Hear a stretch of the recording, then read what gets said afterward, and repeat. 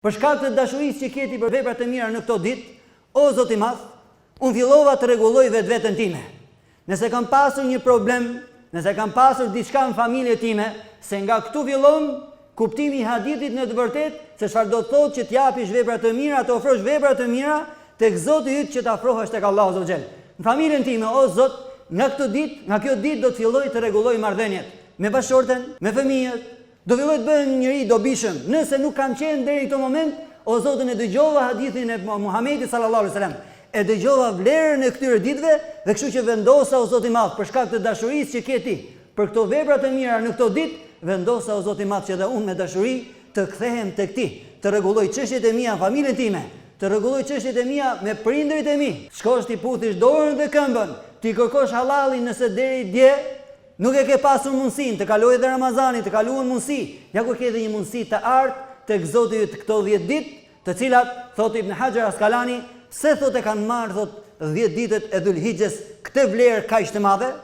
Sepse thot nuk ka asnjë ditë tjetër gjatë vitit që mundet njeriu t'i plotësoj shtyllat e besimit. Muajin e Ramazanit ti mund ta agjërosh, mund t'japish sadaka, zekat, falësh namazin, ti bësh gjithë veprat e mira, por nuk ke mundësi ta bësh haxhin.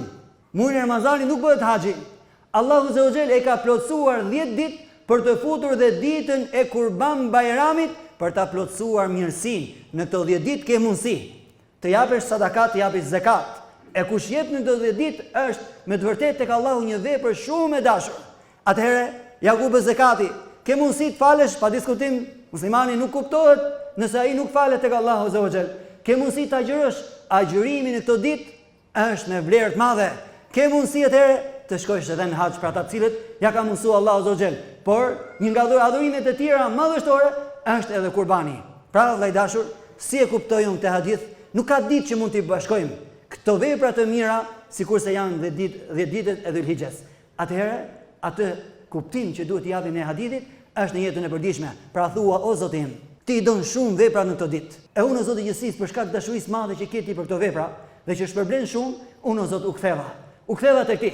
U largova nga çdo lloj vepre keqe. Pra u bëra një njeri i dobishëm familje, u bëra një njeri i dobishëm me prindërit e mi. Edhe nëse ke pas diçka probleme me komshiun, a ke një hatërmeti apo diçka, shko dhe kërkoj halallin, ose nëse ai të ka hak, bëja halal për hir të Zotit madh, se tek Allahu merren shpërblimet, se tek Zoti ka shpërblimet më dha. E ai që ka zemër të madhe dhe kupton këtë dashuri që ka Zoti i gjithësisë për veprat e mira në këto ditë, edhe ai me dashuri për Allahun Azza wa Jall, thot, o Zoti i Madh, ja unë ndryshova.